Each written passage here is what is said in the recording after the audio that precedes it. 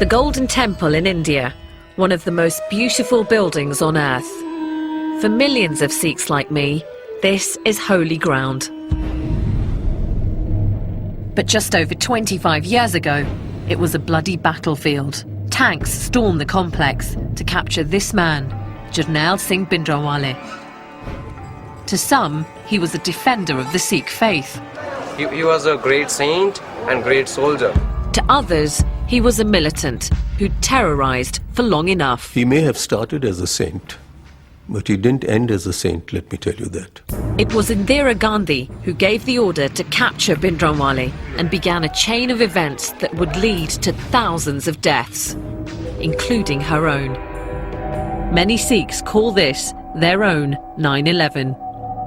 I'm going back to the madness of 1984 to find out why neighbours became enemies and how a sacred shrine became a killing ground. It was like firing at St Paul's Cathedral in London. This journey will lead me to victims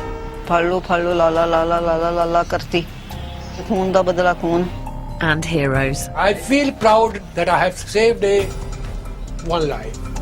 And will make me see my own faith in a new way.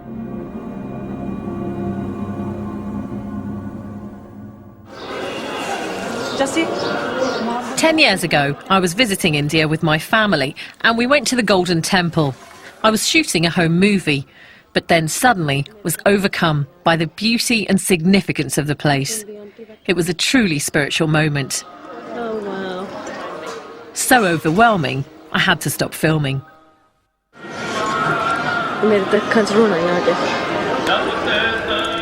It may seem strange, but I'd never felt connected to my faith until that point. It was no longer a place I had to visit. It was a place I needed to visit. Violent clashes have broken out. I'm a presenter. I'm not a baptised Sikh, which means that I cut my hair and don't adhere to the religious dress code. But since that visit to the Golden Temple, I've wanted to learn more about the faith I was born into. Sonia Deol is in fact a stage name. I was born Jaswinder Kaur Sidhu, but going to a predominantly white school in Birmingham in the 80s, I remember feeling embarrassed by my traditional Punjabi-sounding name. I was more into pop music and fashion than the momentous news stories of the time, and quite a challenge for my mum and dad. What was I like as a little girl? Very cute, very sweet, but a little cheeky as well. Did you remember this one, this picture? This is going to the Gurudwara, I think. Yeah. I mean, Mum, you used to make me wear some really dodgy Indian suits. I can't believe you made me wear that. But we always think if you try to wear English clothes, you might be an English girl. If you put Indian clothes, suit, takes you to the temple, you might be changed to into an Indian girl. Yes. I may not have become quite the traditional Indian girl my mum dreamed of, but as I've got older, I do now take my faith more seriously. And I regularly go to a Sikh temple or Gurdwara. So this is my local place of worship. It's the Soho Road Gurdwara in Birmingham, and it's always busy. Lots of families coming here every day to worship. And the first thing you do when you come into a Sikh temple is to remove your shoes. Sikhs are followers of 10 enlightened leaders called gurus. The first, Guru Nanak, taught that there is only one God and that men and women are equal. He stressed the importance of service to the wider community, so each Gurdwara has a free kitchen that anyone can enjoy. I've even seen Irish builders having their lunch break in here. The focus of any Gurdwara is the Holy Scriptures, or Guru Granth Sahib. We believe that this is not a book, but the definitive words of the Gurus. I know I'm biased, but my experience is that Sikhs work hard, often unnoticed, for whatever community they're part of. That's why these scenes from 1984 are so shocking. The whole of the front of it has been knocked out. There's rubble piled everywhere. You can only go into one. Because the Golden Temple is the symbol of Sikhism, millions around the world saw the army action quite simply as an assault on their faith. I don't understand why this attack took place and the tragic events that followed afterwards. For me, I think this journey is going to be an emotional one, at times a painful one, and I know it's going to teach me something about my own identity as a Sikh and how I'm going to cope with that. I don't know.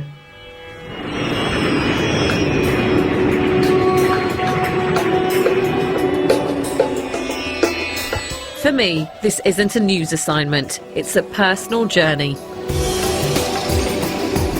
And it begins in the Punjab, in the northwest of India. This is where my family are from. And although I've only been here a few times, it feels good to be back. This isn't going to make sense to some people. I was born and brought up in England, and yet I feel such a sense of connection and a real sense of belonging every time I come here. Just looking out, it's a really warm feeling. I feel very blessed to have two cultures that I take so much from.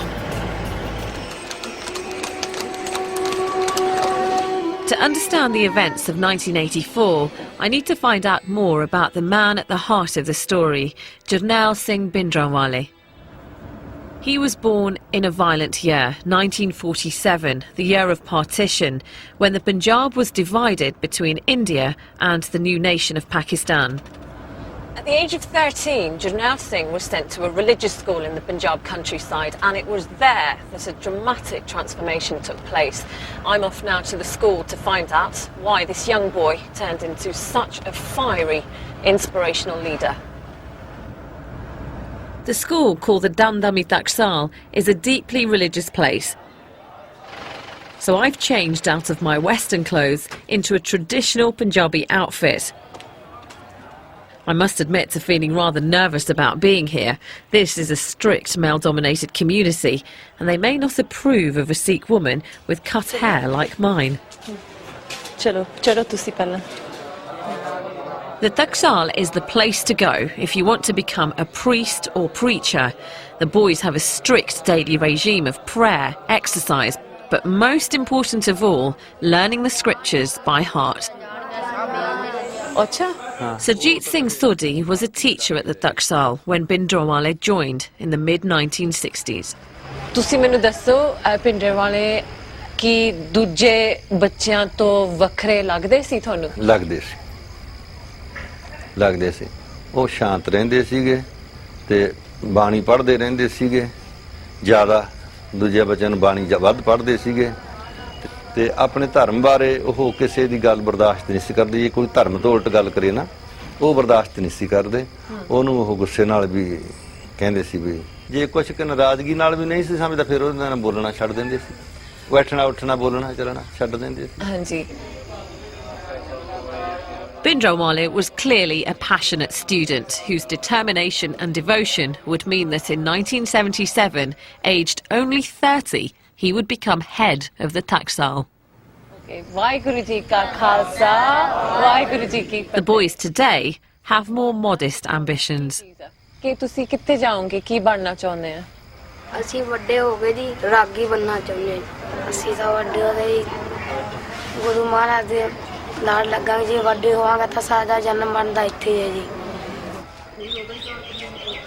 The Taksal has posed more questions than given answers. The Bhindranwale I heard about was someone who, if he disagreed with your religious views, would at worst just ignore you. We obviously know that there was more to him than that, and I have to find out what it was that changed him. The answer has to lie in the politics of the time. The leading Sikh party were the Akali Dal, who campaigned for greater autonomy for the Punjab. Lined up against them were the Congress party, dominated by Indira Gandhi and her son Sanjay. Congress had always advocated a secular, united India, and the Gandhis feared that the Akali call for greater autonomy in fact meant a separate Sikh religious state. In 1977, Indira Gandhi asked Sanjay to find a way to break the Akali Dal influence in the Punjab. Sanjay looked for someone who could set up a rival faction. Of the list of 20 names he was given, the new leader of the Of the list of 20 names he was given, the new leader of the Taxal clearly had the greatest potential. Bhindranwale had become well known for urging village Sikhs to abstain from drink and drugs and not cut their hair. His Back to Sikh Basics campaign touched a nerve, and he was baptising young men and women in their hundreds. My guide to the complicated world of Indian politics is Sir Mark Tully, who for 22 years was the BBC's chief correspondent in India. Throughout 1984, his reports were a lifeline for British Indians, anxious for news. Bhindranwale was chosen in part because of his extreme religious views, and because it was thought that compared with the rather tired, elderly leaders of the Akali Dal, compromised in various ways, here was a young guy who was, in fact, a devout and practicing Sikh.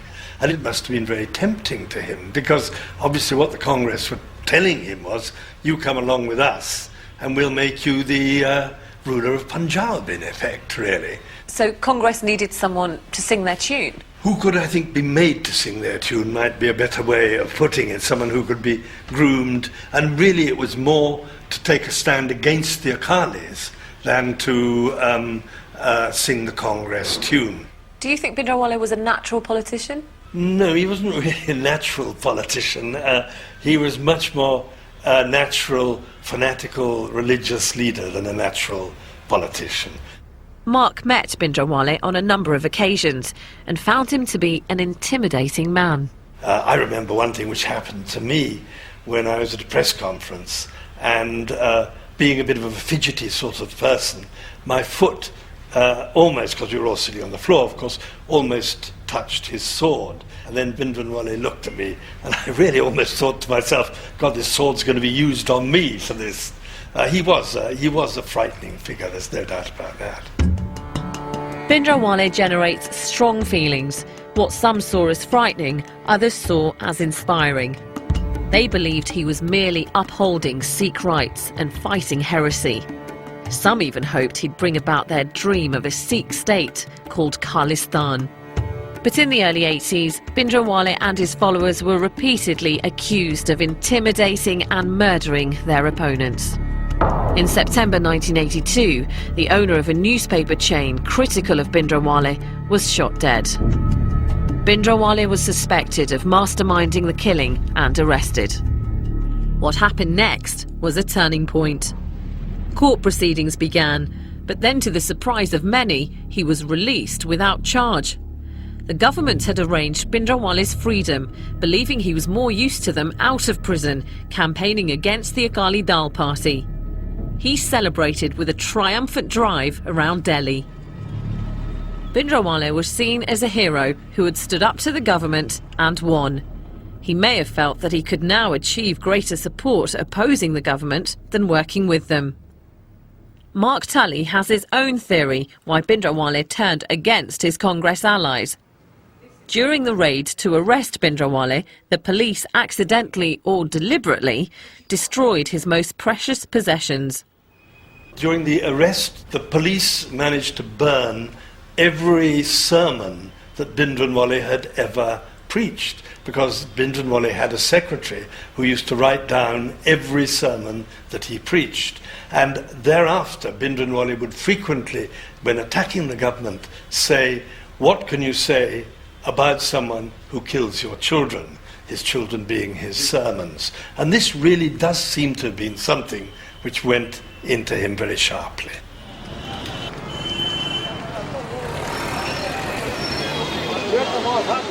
In June 1982, Bhindranwale and a group of his followers moved into part of the Golden Temple complex.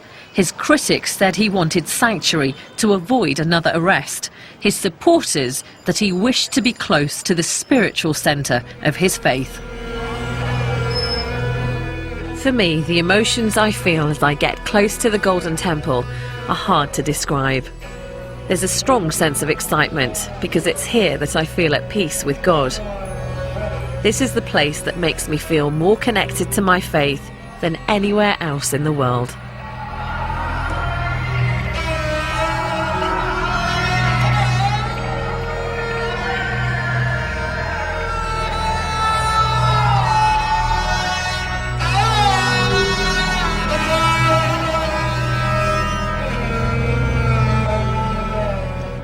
is the Golden Temple, or Darbar Sahib as Sikhs know it. The reason that this place is so special is because there are the Holy Scriptures, the Guru Granth Sahib, and that's where pilgrims pay their respects in their thousands every day. The temple has a doorway on each side. That's to symbolise access to all, even other faiths. One of the first things I always do at the Golden Temple is to recite prayers from the Holy Scriptures.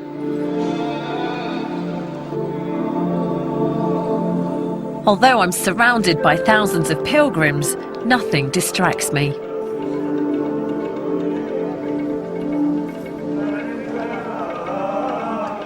So how was this peace shattered? How did the 1984 attack happen? In the early 80s, the Punjab was caught in a spiral of violence, provoked mainly, it's alleged, by Bhindranwale's supporters stirring up communal hatred in their fight against the Hindu Raj. Sikhs and Hindus desecrated each other's temples. Buses were hijacked and the Hindu passengers separated from Sikhs and then shot. When the police searched for militants, there were often what they termed encounters, but what others called the killings of Sikhs. This merely strengthened Bhindranwale's cause. Meanwhile, his status grew. Pilgrims to Amritsar were leaving their offerings at Bhindranwale's feet rather than at the Golden Temple. Children were brought to him to be blessed. In November 1983, in a deeply symbolic move, he transferred his headquarters into the Akal Takht, the centre of Sikh political power. As far as the government was concerned, Bhindranwale was out of control. Rajiv Gandhi, now the rising star of the Congress Party after the death of his brother Sanjay, called for him to be expelled from the Golden Temple.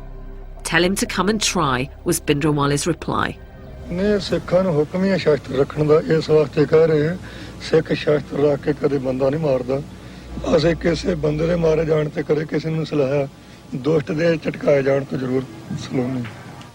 It was clear to journalists who visited the Akal Takht that Bhindranwale was getting ready for a fight. The scene was now set for a terrible and final showdown. On the 1st of June, a Sikh officer named Major General Brar arrived in Amritsar to coordinate the army plans to capture Bhindranwale. Still hopeful that some sort of settlement could be reached, Indira Gandhi made an appeal on the 2nd of June to the people of the Punjab. Don't shed blood, she said, shed hatred. It failed. The army received the order to proceed. As tanks and troops enclosed the complex, Brar instructed his soldiers not to fire on the Golden Temple or the Akal Takht without direct orders. A curfew was imposed and all journalists expelled from the city. The operation, codenamed Blue Star, had begun. It's quite clear to me that a siege of the temple has started. General Brar sent his commandos down these steps to start the assault on Bhindranwale and his men. But they were mown down by gunmen that were hiding on both sides of the walls. He then sent in a second wave of commandos, and this time they were successful. They got down the steps, but they faced fire from not only the buildings around here, but from underground as well. Bhindranwale's men suddenly appeared from manhole covers, firing their machine guns and then disappearing into the complex's many underground passages. The army had clearly underestimated their opponents. Gyani Puran Singh was a priest at the Golden Temple. He and the other priests weren't going to allow 500 years of prayer to be interrupted, not even by a full-scale battle. This makes him a key eyewitness to Operation Blue Star. He was in the Akal Takht when he saw Bhindranwale in action. ਜਿਸ ਵੇਲੇ ਯੁੱਧ ਹੁੰਦਾ ਪਿਆ ਸੀ ਤੇ ਆਪਣੇ ਹੱਥ ਨਾਲੋਂ ਮੇਖਜੀਨ ਭਰਦੇ ਸਨ ਤੇ ਭਰ ਕੇ ਢੇਰ ਲਾਈ ਜਾਂਦੇ ਤੇ ਰੰਚਕ ਮਾਤਰ ਉਹਨਾਂ ਦੇ ਚਿਹਰੇ ਉੱਤੇ ਜਿਸ ਵੇਲੇ ਯੁੱਧ ਹੁੰਦਾ ਪਿਆ ਸੀ ਤੇ ਆਪਣੇ ਹੱਥ ਨਾਲੋਂ ਮੇਖਜੀਨ ਭਰਦੇ ਸਨ ਤੇ ਭਰ ਕੇ ਢੇਰ ਲਾਈ ਜਾਂਦੇ ਤੇ ਰੰਚਕ ਮਾਤਰ ਉਹਨਾਂ ਦੇ ਚਿਹਰੇ ਉੱਤੇ ਉਦਾਸੀ ਨਹੀਂ ਸੀ ਇਹਦੇ पे ਪਤਾ ਹੁੰਦਾ ਮਨੁੱਖ ਨੂੰ ਵੀ ਮੇਰਾ ਕਰਕੇ ਜੋ ਕੁਝ ਹੋ ਰਿਹਾ ਉਹ ਸਤਪੁਰਸ਼ ਸੀ ਕੋਈ ਮਾੜਾ ਕਰਮ ਕਰਨ ਵਾਲੇ ਨਹੀਂ ਉਹ ਡਾਕੂ ਥੋੜੇ ਸਨ ਇਹ ਢਹਿ ਢੇਰੀ ਹੋ ਰਿਹਾ ਦੁਨੀਆ ਮਰ ਰਹੀ ਹੈ ਮੇਰਾ ਕਰਕੇ ਇਕੱਲੇ ਦੇ ਕਰਕੇ ਹੈ ਪਰ ਉਹਦੇ ਮਨ ਤੇ ਕੋਈ ਅਸਰ ਨਹੀਂ ਸੀ ਰੰਚਕ ਮਾਤਰ ਵੀ ਤੇ ਉਹ ਹੱਸਦੇ ਸਨ With losses mounting and the operation dragging on dangerously, the army faced another problem. An armoured personnel carrier sent in to get troops to the Agal Takht was hit by a rocket-propelled grenade. The army had no idea that Bhindranwale was so well equipped. General Brar decided on a dramatic new plan. He ordered tanks into the complex through this entrance. ਇਹ ਜਿਹੜੀ ਜਗ੍ਹਾ ਹੈ ਨਾ ਹਾਂਜੀ ਐ ਥਾਣੀ tank ਉਤਰੇ ਸਨ ਜਿਹੜੇ ਚਾਈਨਾ ਵਾਲੇ ਇਹ ਜਿਹੜੀ ਹੈ ਇਹ ਬਿਲਕੁਲੋਂ ਪਲੇਨ ਹੋ ਚੁੱਕੀ ਸੀ ਅੱਛਾ ਹਾਂ ਬਿਲਕੁਲ ਪੱਥਰ ਪੁੱਤਰ ਸਭ ਮਲ ਦਿੱਤੇ ਸਨ ਉਹਨਾਂ ਨੇ ਤੇ ਪਲੇਨ ਹੋਈ ਐ ਥਾਣੀ ਵੱਡੇ ਟੈਂਕ ਇੱਧਰ ਦੀ ਉਤਰਿਆ ਤੇ ਉਹ ਬਖਤਰਬੰਦ ਗੱਡੀ ਉਹ ਥਾਣੀ ਆਈ ਸੀ ਤਾਂ ਟੈਂਕ ਇੱਥੋਂ ਤੁਸੀਂ ਦੇਖਿਓ ਸੀ ਹਾਂਜੀ ਆਹ ਸਾਰੇ ਉੱਤਰ ਕੇ ਐਂਦੀ ਆਏ ਥੱਲੇ ਬਾਕੀ ਫਿਰ ਸਾਰੇ ਚਾਰ ਫੇਰੇ ਸਨ ਇਹ ਤਾਂ ਪਰਮੇਸ਼ਰ ਨੂੰ ਹੀ ਪਤਾ ਇਹਦੇ ਬਾਅਦ ਅਸੀਂ ਕਿੱਥੋਂ ਸੋਚਣਾ ਸੀ ਵੀ ਟੈਂਕ ਆਉਣਗੇ ਪਰਕਰਮਾ 'ਚ The Agal Takht was all but destroyed in the tank barrage. It's believed that Bhindranwale was shot as he and other militants ran from the front of the building. At the height of the battle, there were 3 hours of hand-to-hand fighting. Battle at the Golden Temple has been hard-fought and costly. The government estimated that about 100 soldiers and 200 of Bhindranwale's men died during Operation Blue Star. Bhindranwale's body was hastily photographed and then cremated with the rest of the dead militants. 2 days after the operation ended, there were still pockets of resistance, as Major General Brar discovered as he gave an interview claiming that Bhindranwale had received assistance from abroad. From some of the weapons that we've captured, we can see clearly the identification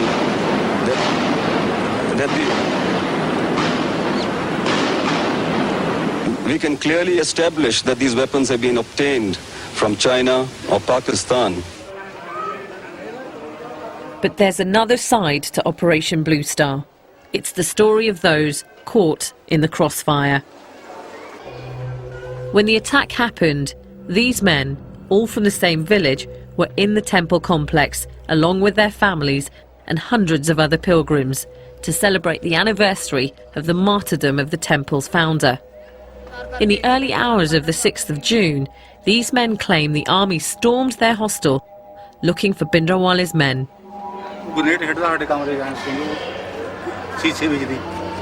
ਸ਼ੀਸ਼ੇ ਵਿੱਚ grenade ਜਿਹੜੇ ਜੇ ਬੰਦੇ ਸਮਝ ਲੈ ਪਾਏ ਸੀ ਉਹ ਠੀਕ ਰਹੇ ਜਿਹੜਾ ਬੰਦਾ ਬੈਠਾ ਸੀ ਬੱਚਾ ਸੀ ਬੱਚਾ ਸੀ ਪੌਣੇ 2 ਸਾਲ ਦਾ ਮਤਲਬ ਦੁੱਧ ਚੁੰਗਾਉਂਦੀ ਸੀ ਜਦੋਂ ਦੁੱਧ ਚੁੰਗਦਾ ਤੇ ਉਹਦਾ ਗ੍ਰੇਨੇਡ ਨਾਲ ਸਾਰਾ ਪਾੜ ਗਿਆ ਮੱਥਾ ਇੱਥੋਂ ਗਲ ਉੱਡ ਗਿਆ ਪਰੇ ਤੁਹਾਡੇ ਸਾਹਮਣੇ ਹਾਂਜੀ ਸਾਹਮਣੇ ਵਿਚਾਲੇ ਬੈਠੇ ਸੀ ਸਾਡੇ ਇੱਕ ਇਹਨਾਂ ਦੀ ਮੰਮੀ ਸੀ ਇੱਕ ਮੇਰੇ ਘਰ ਵਾਲੀ ਸੀ ਇੱਕ ਇਹਨਾਂ ਦੀ ਗੁੱਡੀ ਸੀ ਤੇ ਇੱਕ ਬੰਦਾ ਅੰਮ੍ਰਿਤਸਰ ਜ਼ਿਲ੍ਹੇ ਦਾ ਇਸੇ ਜ਼ਿਲ੍ਹੇ ਦਾ ਸੀ ਉਹ ਚਾਰੇ ਉੱਤੇ ਮਤਲਬ ਮੌਕੇ ਤੇ ਹੀ ਮੌਤ ਹੋ ਗਈ ਆਹ ਗੋਲੀ ਲੱਗੀ ਆਹ ਗ੍ਰੇਨੇਡ ਦੇ ਟੁਕੜੇ ਵੱਜੇ ਇੱਧਰ ਦੀ ਇਹ ਵੱਜਿਆ ਆਹ ਇੱਥੋਂ ਟੁਕੜੇ ਆ ਥੋੜੇ ਟੁਕੜੇ ਆ ਇੱਥੋਂ ਦੇ ਆ ਸਾਰੇ 24 ਰੌਣੇ ਵੱਜੇ ਜੀ ਬੱਚੇ ਦੇ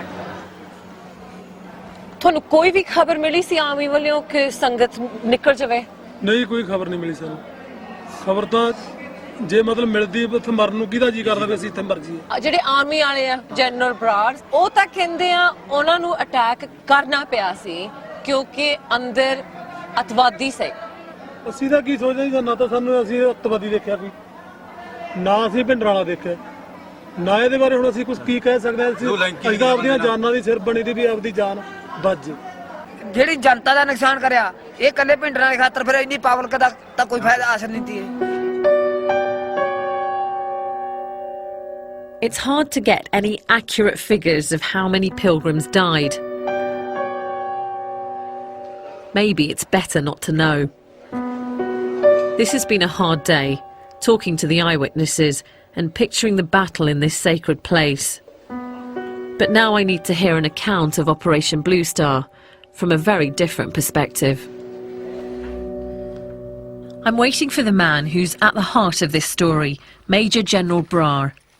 Because of the controversial decisions he took, he's needed police protection for over 25 years. We've had to keep the details of our meeting secret.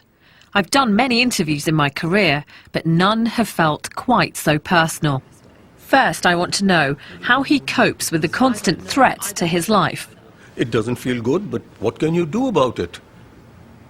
I got a call from my son who was in America some years ago, 2 years ago, to say that please go onto the net and open up a site. And there, as you open the website, they said, our number one enemy of the Sikhs today is General Kuldeep Singh Brar. There have been 6 assassination attempts on his life, which have not succeeded, but the 7th one will. So those of you who are in favor of joining in for this, click here. Are you scared? I'm not scared. There must be some fear. You're under constant protection. It's in your psychology. It's at the back of your mind. That's about it. The timing of Operation Blue Star outraged many Sikhs. It was launched during an important religious festival. The complex was full of pilgrims like those I met. Many were killed. Why did the army go in at such a sensitive time? The orders given were, please go in as soon as possible because things have gone to a very serious state. Bhindranwale is in total command of the situation, and the longer we allow this to happen, the more difficult it will be later on to curb it. It has nothing to do with any religious sentiments. And the question is that if pilgrims were inside, we lifted the curfew on the 3rd night to allow them to come out, those who wanted to come out. Many came out. But what about the eyewitnesses that said they didn't hear any of the announcements? That's not true. That's not true. I mean, there were loudspeakers blaring away all the time. But the fact is, it's very difficult to distinguish in the middle of the night who's a civilian and who's a militant. The firing is coming and the firing is being returned. And in crossfire, some civilians die and some militants die. It's not easy to differentiate. Why go in when you know there are pilgrims inside? How long do you wait? You wait the next day, we won't be able to go in. But where could Bhindranwale have gone if you had pretty much the whole place surrounded? No, it was not only a question of having the whole place surrounded. We would get surrounded in the next 24 hours. After all, how long can you keep this away from this news from travelling to the hinterland of Punjab? You'd have had thousands and millions of Sikhs with spears, guns, everything rushing to Amritsar, and that would be a very sad situation for a man in uniform. So you went in at that point for the safety of your own army? Not only the safety of our army, we had to accomplish the task. If we don't go in, forget the safety of the army, the task isn't going to get accomplished. But what about your responsibility to make moral decisions? This is the holiest, this is the centre of but of the Sikh faith. I'm very sad to tell you that it was no longer holy and sacrosanct. So if you're saying that morally we should have thought differently, what about those people who were inside? Was there any sanctity left inside the Golden Temple? Where's the morality of the people who were building bunkers in there and storing ammunition? I'm sorry, I have to disagree with you. What do you say to those people who see Bhindranwale as a saint, actually, and not a terrorist? He may have started as a saint, but he didn't end as a saint, let me tell you that. There was nothing saintliness about him at the time of Operation Blue Star. In the chaos of battle, the Golden Temple was hit and the sacred scriptures, the Guru Granth Sahib, was struck by a bullet. The Akal Takht all but destroyed. Did he accept any responsibility for the damage done? The responsibility is collective for whatever damage did take place. But the point is, the damage could have been much more severe. But the army held back their weapons at that stage. Wasn't Bhindranwale, and being such a religious man, concerned about the damage that could have been caused to the complex by sticking out and fighting and opening fire from all directions? 25 years on, do you now have any remorse or any regret about what happened? On the actions that I was asked to carry out, I was quite convinced that they were legitimate orders given and they had to be done. The remorse and sorrow is there for those human beings who lost their lives. One feels sorry for them. One doesn't only feel sorry for the innocent people who've lost their lives, but even those who are not innocent who lost their lives, those who were the militants there, because after all they have families also. And don't ever those who were the militants there, because after all they have families also. And don't ever think that those who were involved in this operation didn't feel remorse or pity or sadness or sorrow. They did for whatever happened. No one likes to kill. No one likes to destroy. No one likes to hurt. What impact has this had on you personally? It is an enormous impact. Once you put on your uniform, you have to accept these things. You have to accept the fact that there will be ups and there will be downs. But was this a price worth paying? I don't know. I really don't know. General Brar is clearly critical of Bhindranwale. In fact, I did meet other Sikhs who felt Bhindranwale should not have been in the Golden Temple complex in the first place, but they weren't prepared to say that on camera. Bhindranwale still has passionate supporters who see him as a martyr and are unhappy with any criticism of their dead leader. Close to the Golden Temple, I came across a bookstall selling all kinds of Bhindranwale memorabilia. What does it say on the back of his t-shirt there? It's written Bhindranwale Babbar Shera. How old are you? I'm 18. 18. And is Bhindranwale a hero for you? Yeah. He was a great saint and great soldier. How are you connecting with what he says? By reading books, by listening from other people. So, you are Indian? I'm Indian, yes. You believe in Mahatma Gandhi? You were not at the time of Mahatma Gandhi, but you say that he is the father of nation. Why? By listening, by reading books. So same with me. As a Sikh boy today, is anyone attacking your faith? Attacking? Not personally, but in schools people attack. But you personally haven't seen anything yourself? Although Satnam feels a sense of injustice, he's clearly struggling to find any evidence to back it up. I'm encouraged that things have changed a great deal since 1984.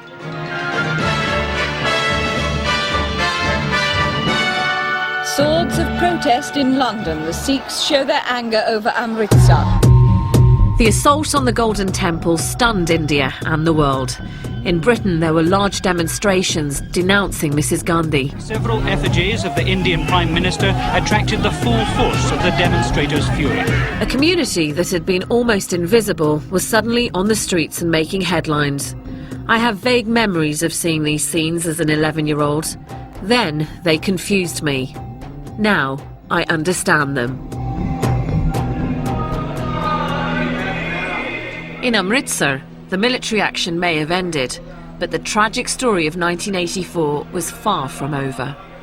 A few weeks after Operation Blue Star, a policeman called Beyant Singh brought his family to the Golden Temple, and he was so shocked by what he saw that he became withdrawn and more devout. The significance of this is that Beyant Singh was Indira Gandhi's personal bodyguard.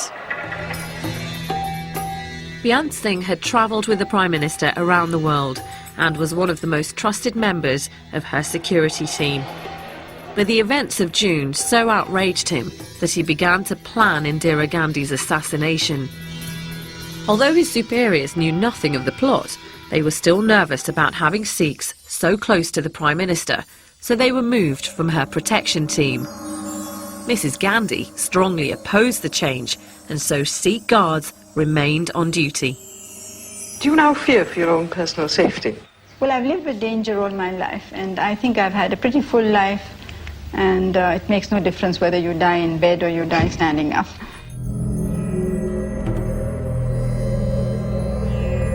On the morning of the 31st of October, Indira Gandhi left her home in Delhi to take part in a TV interview.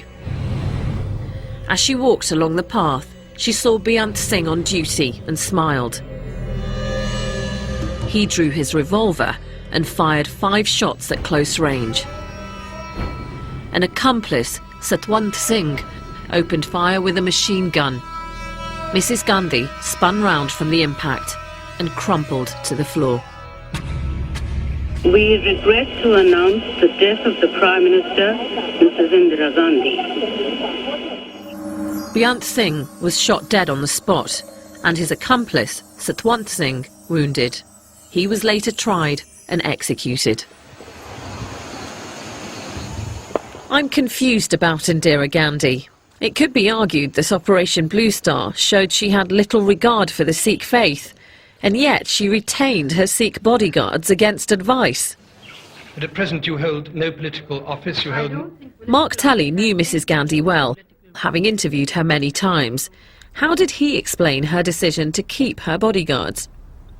Well, I think this was Indira Gandhi wanting desperately to show that she was not an enemy of the Sikh community and wanting very much to do whatever she could to calm the thing down again after Operation Blue Star.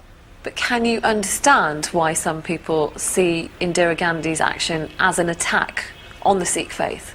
Yes, of course I can understand the deep sorrow, horror of Sikhs. I mean, I know that if someone came and started firing at St Paul's Cathedral in London, I know the way that I would feel.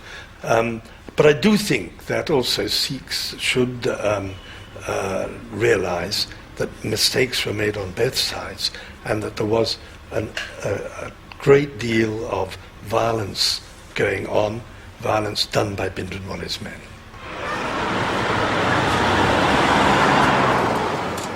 In 1948, when Mahatma Gandhi was assassinated, India was stunned. But the fact that the killer was one of their own meant there wasn't a violent reaction from Hindus. But in '84, when the news quickly emerged that Indira Gandhi's killers were Sikh, the world held its breath. How would Hindus now respond? As Mrs Gandhi lay dead in a Delhi hospital, a married couple called Gurmeet Singh and Mahinder Kaur set off by train from the Punjab with their baby daughter to start a new life in Mumbai. They carried with them all their possessions and ambitious hopes for the future. They had no idea that Mrs Gandhi had been assassinated and were heading straight for trouble. Train ते जदों तुसी चढ़े सी बहुत खुश होने बहुत खुश सीगे उत्थे अमृतसर सानू साडे रिश्तेदार भी मिल गए बड़े खुश असीं कि रेलवे च बैठे फिर रस्ते दे विच देश पलट गया आ फोटो आ मेरा फ्रेंड ट्रेन तो चढ़ते एक दिन पहला 31 अक्तूबर ਨੂੰ ਖਿੱਚੀ ਗਈ ਸੀ ਬਹੁਤ ਹੀ ਚੰਗੇ ਸੀ ਹਸਬੰਡ ਮੇਰੇ ਮੈਂ ਉਹਨਾਂ ਦੀ ਸਿਫਤ ਕਰ ਹੀ ਨਹੀਂ ਸਕਦੀ ਕਿ ਇੰਨਾ ਚੰਗੇ ਲੱਗਦੇ ਸੀ ਮੈਨੂੰ After 7 hours, the train stopped at a station outside Delhi. Suddenly, a mob surrounded them and surged into the carriage. Follow ਲਾ ਕਰਤੀ ਕੀ ਕਹਿੰਦੇ ਸੀ ਵੀ ਸਿੱਖਾਂ ਨੇ ਸਾਡੀ ਮਾਂ ਮਾਰਤੀ ਹੈ ਖੂਨ ਦਾ ਬਦਲਾ ਖੂਨ ਇਹਨਾਂ ਨੇ ਪਗੜੀ ਵੱਧੀ ਸੀਗੀ ਸਿੱਖ ਸੀਗੇ ਤੇ ਸੀਟ ਤੇ ਬਸ ਬੈਠਿਆਂ ਦੇ ਉਹਨਾਂ ਨੇ ਸਰੀਆ ਮਾਰਿਆ ਸਿਰ 'ਚ ਖੂਨ ਵਗਣ ਲੱਗ ਗਿਆ ਸਿਰ ਦੇ ਵਿੱਚੋਂ ਖੂਨ ਜਾਣ ਲੱਗ ਗਿਆ ਕਹਿੰਦਾ ਵੀ ਮੈਂ ਤੇ ਮਹਿੰਦਰ ਕੋਲ ਹੁਣ ਤੇਰੇ ਨਾਲ ਕੋਈ ਘਰ ਦੀ ਗੱਲ ਨਹੀਂ ਕੀਤੀ ਤੇ ਪਰ ਬਚਣਾ ਨਹੀਂ ਮੈਂ ਹੈਗਾ ਅਸੀਂ ਵੜ ਕੇ ਜਿੱਥੇ ਆਪਣੀ ਸੀਟਾਂ ਨੇ ਗੱਡੀ ਦੀ ਸੀਟ ਦੇ ਥੱਲੇ ਲੰਮਾ ਪਾਇਆ ਉਹ ਬਾਅਦ 'ਚ ਫਿਰ ਸਮਾਨ ਲੁੱਟਣ ਆਏ ਆ ਤੇ ਉਹਨਾਂ ਨੇ ਫਿਰ ਲੈ ਗਏ ਸਾਡੇ ਕੋਲ ਖੋਹ ਕੇ ਲੈ ਗਏ ਅਸੀਂ ਖੋਹਨੇ ਆ ਵੀ ਅਸੀਂ ਰੋਂਦੇ ਆ ਖਪਦੇ ਆ ਖੋਹਨੇ ਆ ਵੀ ਨਹੀਂ ਅਸੀਂ ਦੇਣਾ One Sikh mother in Mahinder's carriage saved her son's life by quickly tying his long hair into plaits so the mob would think that he was a girl. But the mob were not fooled by Mahinder's attempts to hide Gurmeet between the seats. They dragged him onto the platform. ਉੱਪਰ ਲੰਮੇ ਪੈਂਦੇ ਪਏ ਨਹੀਂ ਦੇਣਾ ਹੈਗਾ ਸਾਡੇ ਕੋਲ ਲੈ ਗਏ ਨਹੀਂ ਦੂਰ ਅਸੀਂ ਜਲਦੀ ਵੇਖੇ ਨੇ ਤੇ ਫਿਰ ਜਲਦੀ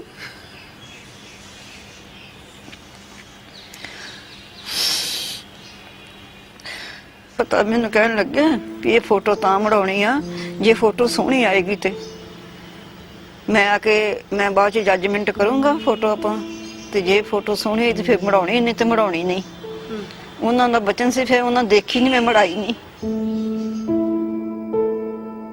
It's been a difficult time for Mahinder.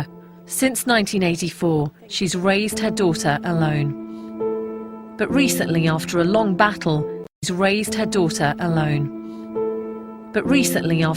battle, she received some compensation from the government for Gurmeet's death. and her daughter is now married. At last, joy has come into Mahinder's life.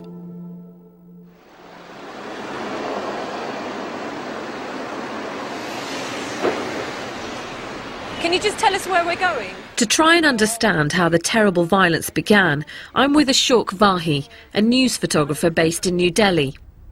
In 1984, he was at the hospital where Indira Gandhi was taken to get shots of the crowd outside.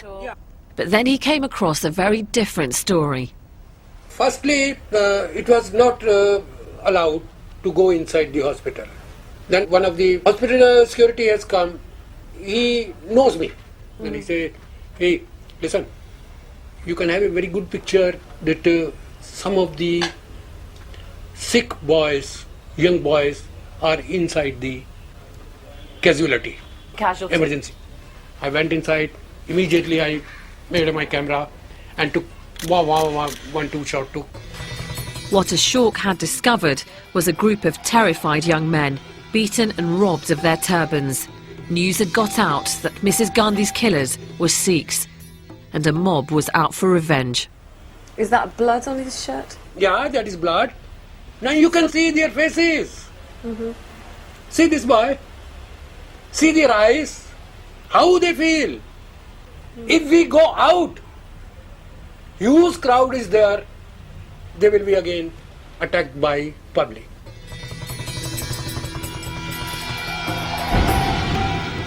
As the rioting spread across Delhi, a friend who just arrived by train from the Punjab called Ashok and told him to get to the station as soon as possible. What Ashok saw there appalled him. No longer just beating, the mobs were now killing. The picture he took was printed in newspapers around the world. I've just spoken, Ashok, to a woman who lost her husband on a train coming in from Punjab. Her husband was dragged from the train. This could be the train. Yeah. As a Hindu, seeing all of this happening for the first time in your life. Yeah, that is the first time in my life. How did that make you feel? I feel and I pray this will not happen again anymore in this country. But then Ashok went from observing the drama to being part of it. On the evening of the 1st of November, a Sikh friend called Narinder Singh Barnala came to Ashok, too terrified to go home. He realised that the only option was to hide his friend in his tiny dark room. Yeah, in the night we put some newspapers. You just put some newspapers for him to sleep on? Yeah. It's very small, but whether it is a big or whether it is a small, we have to manage, we have to save his life. So how long did you keep him in this very tiny space for? 2 days. Did you have any moments where you nearly got caught out? Yeah, it was a 1 or 2 times there was a chances when the mob came outside my office and they are trying to burn one Sikh shop here. What would have happened if somebody had found out? He can be shot dead. He can be beaten like anything because people are very scared. So standing in this space after 25 years, how does it make you feel talking about this? I feel proud of me that I have saved one life. I have saved my friend's life. I'm proud of me. I'm proud of you. Thank you. You. Thankfully, Ashok was one of many Hindus whose first thought was to protect Sikh friends and neighbours.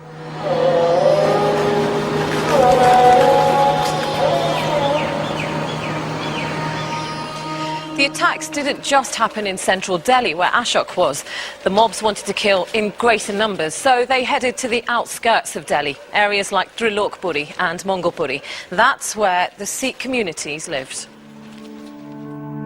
Almost every family has a story of murder, burning and beating. He was burned alive in the garage along with the car. At their local Gurdwara, I met 3 men who'd all lost loved ones. Inside is a painting depicting the horrors of the mob violence. The local Sikh community had described their ordeal to a painter, and slowly a macabre picture was created. ਇਹ ਦੇਖੋ ਜੀ ਅੱਗ ਲਾਈ ਹੋਈ ਏ ਇਹ ਕੋਈ ਮਤਲਬ ਗੋਲੀ ਨਾਲ ਮਾਰ ਰਿਹਾ ਹੈ ਇਸ ਤਰ੍ਹਾਂ ਮਤਲਬ ਇੱਕ ਜ਼ੁਲਮ ਹੋਇਆ ਹੈ ਮਤਲਬ ਕਿਸੇ ਨੂੰ ਗਲੇ 'ਚ ਟਾਇਰ ਪਾ ਕੇ ਤੇ ਮਾਰਿਆ ਗਿਆ ਹੈ ਕਿਸੇ ਤੇ ਪੈਟਰੋਲ ਛਿੜਕ ਕੇ ਮਾਰਿਆ ਗਿਆ ਹੈ The men's story is made worse by the fact that they allege that the riots were no disorganised rampage. जो पुलिस सी ਉਹਨੇ ਆ ਕੇ ਸਾਨੂੰ ਧਮਕਾਇਆ ਕਿ ਜਾਂ ਤਾਂ ਤੁਸੀਂ ਆਪਣੇ ਘਰਾਂ ਵਿੱਚ ਚਲੇ ਜਾਓ ਨਹੀਂ ਤਾਂ ਫਿਰ ਅਸੀਂ ਤੁਹਾਨੂੰ ਮਾਰਾਂਗੇ ਜੇ ਤੁਸੀਂ ਘਰ ਚਲੇ ਜਾਓਗੇ ਤੇ ਅਸੀਂ ਤੁਹਾਡੀ ਰੱਖਿਆ ਕਰਾਂਗੇ ਤੇ ਹਰ ਬੰਦਾ ਆਪਣੇ ਆਪਣੇ ਘਰ ਪਰ ਚਲਾ ਗਿਆ ਉਸ ਦਿਨ ਫਿਰ ਉਹਨਾਂ ਨੇ ਗੁਰਦੁਆਰਾ ਸਾੜਿਆ ਸਭ ਤੋਂ ਪਹਿਲੇ ਗੁਰਦੁਆਰੇ ਸਾੜ ਕੇ ਫਿਰ ਜਿਸ ਤਰ੍ਹਾਂ ਪਤਾ ਲੱਗਿਆ ਵੀ ਘਰਾਂ ਵਿੱਚ ਅਸੀਂ ਵੜ ਗਏ ਹਾਂ ਤੇ ਫਿਰ ਉਹਨਾਂ ਨੇ ਆਪਣੇ ਬੰਦੇ ਛੱਡ ਦਿੱਤੇ ਕਿਸੇ ਹਰ ਘਰ ਤੇ ਕਿ 100 ਕਿਸੇ 200 ਕਿਸੇ 50 ਬੰਦਾ ਸਮਝੇ ਨਾ ਅਸੀਂ ਕਿਸ ਤਰ੍ਹਾਂ ਹੀ ਕੱਪੜੇ ਪਾ ਕੇ ਜਨਾਨੀਆਂ ਦੇ ਕੱਪੜੇ ਪਾ ਕੇ ਤੇ ਅਸੀਂ ਕਿਸੇ ਤਰ੍ਹਾਂ ਵੀ ਜਨਾਨੀਆਂ ਸਾਨੂੰ ਲੁਕਾ ਕੇ ਤੇ ਆਪਣੇ ਘਰੋਂ ਕੱਢਤਾ ਤੇ ਅਸੀਂ ਬਾਹਰ ਚਲੇ ਗਏ ਉਸ ਤੋਂ ਬਾਅਦ ਜੋ ਕੁਝ ਹੋਇਆ ਉਹਨਾਂ ਬੀਬੀਆਂ ਨਾਲ ਵਿਧਵਾਵਾਂ ਨਾਲ ਜਿਸ ਟਾਈਮ ਵਿਧਵਾ ਪ੍ਰੈਜ਼ੈਂਟ ਨੇ ਉਹਨਾਂ ਨਾਲ ਸਾਰੀ ਅੱਖਾਂ ਨਾਲ ਉਹਨਾਂ ਨੇ ਵੇਖਿਆ ਸੀ ਇਹਨੂੰ ਗਲੇ 'ਚ These three men had an extraordinary escape. It's estimated that about 3,000 Sikhs were killed in Delhi alone. 50,000 fled the city. It's chilling to think that the violence may have been made worse by those that should have protected them. The human cost of the barbarity can be found in these block of flats. Here, women who lost husbands and sons were resettled in what's become known as the widows' colony. For them, what they saw just over 25 years ago is still raw and deeply painful. हम तो दोषी नहीं हुए ना पर गरीब मार कर दी 3 बेटे मार दिए बड़ा मार दिया पोता मर गया हमारे घर में मरते तो ना गया ना आप बताएं आपके परिवार पर क्या बीती गई क्या हुआ था मेरे 4 लड़के 4 लड़कों को मेरे को जला दिया मट्टी का तेल दुनिया के कमरे में निकलते रहे वो घेर घेर के जलाते रहे टायर भी लगा दिया बीच में दोनों के और आग लगा दी हाय मम्मी हाय पापा हाय मम्मी हाय पापा कर रहे और हम उधर रो रहे आपने देखा अपनी आंखों से देखा ये हमारा लड़का मुंडा पड़ा सोटी से मारा लाठी से ऐसा सो रहा लड़का हमारा दिन भर दिन आपकी जिंदगी आसान होती है कि नहीं जब हम हमारा अंतकाल होएगा ना ये दुख तो तभी भूलने वाला बेटा जिंदगी में तो भूलने वाला ही नहीं ये तो नहीं भूल सकते I didn't realise it was going to get tougher this journey. Talking to families who have lost several generations, sons, husbands, grandfathers, and all in the name of religion, it makes me feel sick to the stomach. I was just sitting there thinking, for me personally, my dad is my rock. I can't imagine my life without a father figure, without my dad. I can't imagine my life without my dad. And they've lost all their male figures in their family, and that's really hit me more than anything.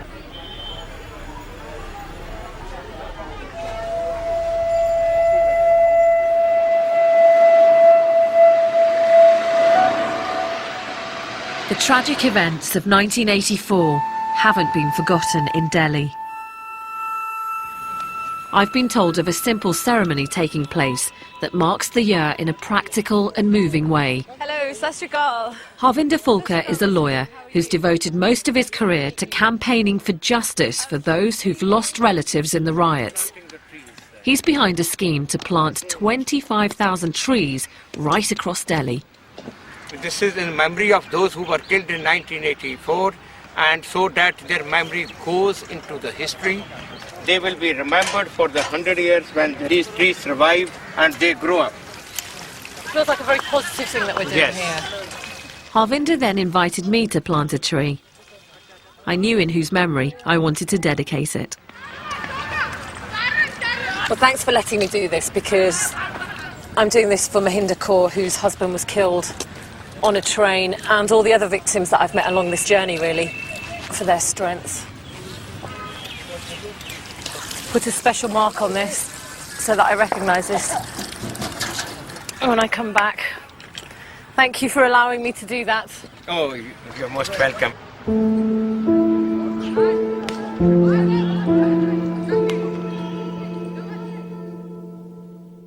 One group had tried to take refuge in their temple. One group had tried to take refuge in their temple. It was set on fire, their bodies dumped in a ditch.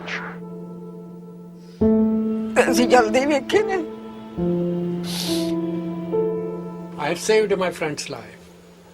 I'm proud of me.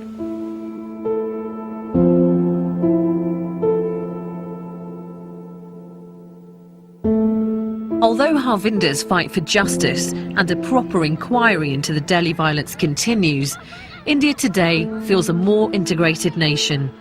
It even has a Sikh Congress Party Prime Minister. That evening, Sikhs and Hindus come together in a strong show of unity.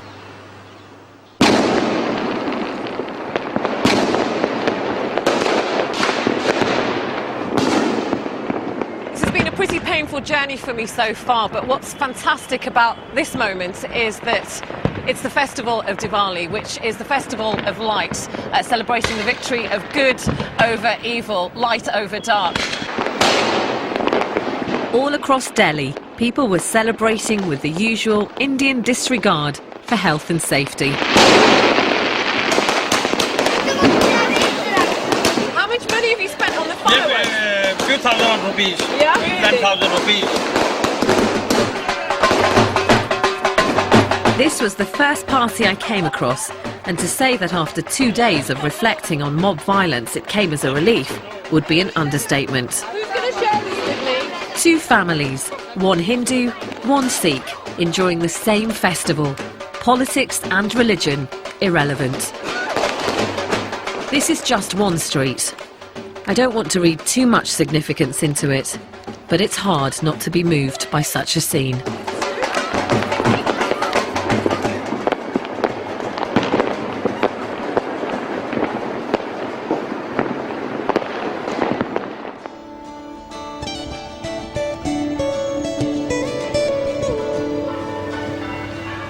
I've returned home to Britain to explore the importance of 84 to Sikhs here and to make some decisions of my own. In Britain, Sikhs watched helplessly as events unfolded in India. They demonstrated in their thousands and welcomed family members who fled the violence. Inderjeet Singh is one of the leaders of the British Sikh community. We protested, we wrote letters, we placed adverts in the daily newspapers. We did everything we could. It was reacting to the outrage that Sikhs wanted to demonstrate to the world. We are a minority. Please look at what's happening to our community. People came from all over the country, placards criticizing the Indian government and drawing attention to the wider world about what was happening. It was a very emotional affair. Over the course of time, what happened to that anger? Has it calmed down? Has it got stronger? Well, none of us can be angry for too long. We do calm down, but sometimes the hurt remains.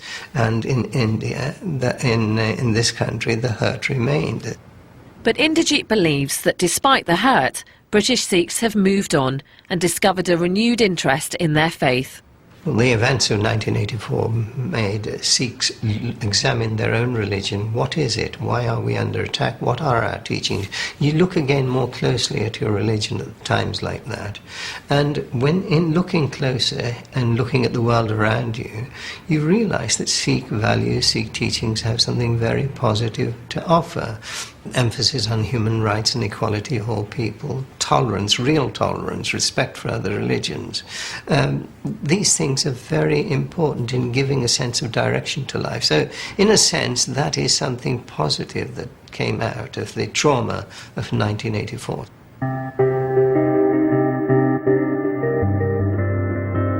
As I near the end of my journey, my head is in a whirl. My questions are now more personal than political. Learning about 1984 has affected me deeply. But what should I do now? Should I be making changes to my life? I'm heading north to meet a young woman who I hope can give me some clarity. 1984 has played a huge part in Ravinder Kaur's life. I find her at the Gatka martial arts class in Doncaster that she runs with her husband. This is Gatka in full swing. They wanted to take the anger they felt at the events of 25 years ago and channel it into something positive. Gatka is, as much as it is martial, is very spiritual as well. We come from such a rich history, it's criminal to almost leave it behind. Bless us with the ability to be able to carry on this martial art. Bless us with the Leading this class is just part of a dramatic change in Ravinder that started when she read an account of the assault on the Golden Temple. I remember coming downstairs, looking at my dad and just falling and crying. And he said, you know, what's wrong? And I said, I cannot believe that something of this magnitude has happened with us. And here I am, completely lost. I don't have a clue as to who I am. So before you were baptised in 2005, was your hair short? What was it like? My hair wasn't short, but it was curly. I didn't have a turban. I didn't, I didn't dress the way that I do. Did you look more like me? Absolutely. And are you more content now? Prior to 2005, I'd walk with my hunched shoulders, down the street. And I was almost, to be honest, I was just another brown face in the crowd. To me, that's what I was. Now I walk with a presence, and that presence is only there, I can say, absolutely, most definitely, it's only there because of my turban. I admire Ravinder Kaur for the changes she's made, especially her decision to wear a turban. And I keep thinking of all the people I was told about who were attacked or killed because they wore a turban. I've realised for the first time quite how important it is for a Sikh to be identified as a Sikh. And that's made me question how I look and practice my faith. If I'm honest, I'm a Sikh who's bending the rules to suit herself. I'm avoiding the tougher decisions. And even though I feel guilty, becoming baptised would be a huge challenge. Never being able to cut my hair would be very difficult for me to follow, especially as a woman living in the West doing the job that I do. I don't know whether I will ever get to that point. Who knows? At the moment, I'm still travelling on that path. I'm not quite there yet. But I've experienced something I never thought would happen. For the first time, I actually feel connected to my full Sikh name. After going on this journey, that's the one significant change that I have really, really felt. I'm so proud of the name that I was given by birth, my proper full Sikh name, and the frustrating part of this is that I can't go back to being Jaswinder Kaur Sidhu. I have to be Sonia Diol, because that's how everybody knows me. But if I could, I would right now change it to Jaswinder Kaur Sidhu, which just makes me feel brilliant inside. As for the events of 1984, the attack on the Golden Temple should never have happened. It was ill thought out, and the repercussions were devastating. I used to think 84 was all about politics. Now I think it's about innocent people and the high price they've had to pay. I can never again visit India without feeling the grief and sadness of those I met. It'll always be a beautiful and sacred place, but the bloodstains on the marble have told me a different story, which will be impossible to forget.